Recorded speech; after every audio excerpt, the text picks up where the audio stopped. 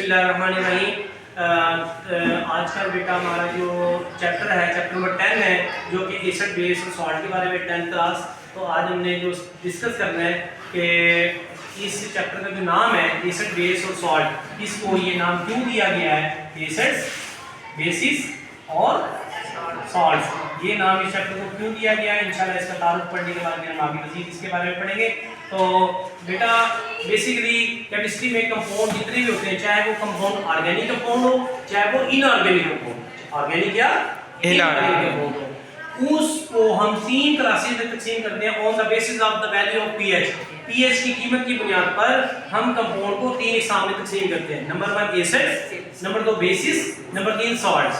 अब कैसे पता चलेगा पीएच की कीमत? बेसिकली पीएच से क्या मुराद है बेटा? 1923 में एक साइंसदान था सोर्सन, उसने पीएच के बारे में हमें बताया था।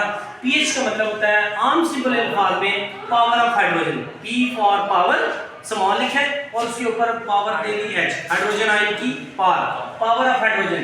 पावर ऑफ हाइड्रोजन की बुनियाद पर इस कंपाउंड को 3 हिस्सों में तकसीम किया गया है।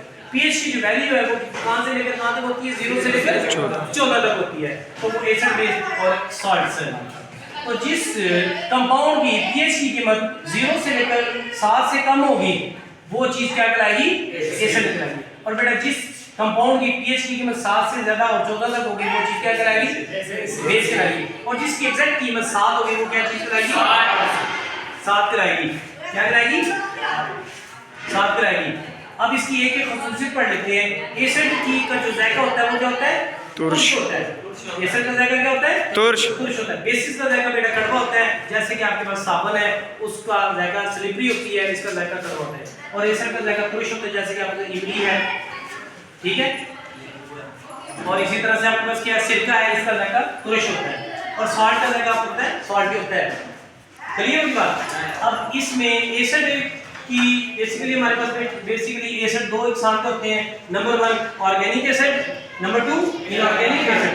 इनऑर्गेनिक को दूसरा नाम हम देते हैं मिनरल एसिड। क्या देते हैं? मिनरल एसिड कहते हैं। ऑर्गेनिक एसिड से मुराद ऐसे एसिड जो कुदरती तौर पर पाए जाए, जिनको लैब के अंदर या कुदरती तौर पर अल्लाह ताला ने बनाए हो, उन्हें ऑर्गेनिक एसिड कहते हैं। उसकी मिसाल लेट्स सपोज हम रोजमर्रा जिंदगी में इस्तेमाल करते हैं सिरका। बेटा सिरके के अंदर 85% जो है वो एसिडिक एसिड पाया जाता है। इसका फार्मूला क्या हमने पढ़ा था 9 के अंदर, CH3COOH। इसी तरह से दूसरे जो एसिड है इनऑर्गेनिक एसिड, ये ऐसे एसिड जिनमें कोवलेंट कंपाउंड पाया जाता है उनको इनऑर्गेनिक एसिड कहते हैं। इसी तरह से या इनका दूसरा नाम है मिनरल एसिड। अब इनको मिनरल एसिड क्यों कहते हैं? क्योंकि ये मादनियात से अखज़ किए, मादनियात से बने। ये एसिड कहां से बने? मादनियात से बने। इसलिए इन दोनों का इनको इनऑर्गेनिक एसिड को मिनरल एसिड भी कह सकते हैं और मिनरल एसिड को इनऑर्गेनिक एसिड भी कह सकते हैं। उनकी एग्जांपल ये है बेटे, एक मुस्लिम साइंटिस्ट है हमारे पास जाबिर बिन हयान, उसने पहले 3 जो एसिड हैं वो दरियाफ्त किए थे, लैब के अंदर बनाए थे, बाकायदा बनाए थे। नंबर 1 एसिड है HCl, इसका नाम है हाइड्रोक्लोरिक एसिड, ये मिनरल एसिड की एग्जांपल है। H2SO4, ये भी मिनरल एसिड की एग्जांपल है। नाइट्रिक एसिड और फास्फोरिक एसिड जो कि कोक की बोतल में बेटा मौजूद होता है, बहुत ही जो है बड़े जो है स्ट्रॉन्ग एसिड हमारे पास है। तो ये है।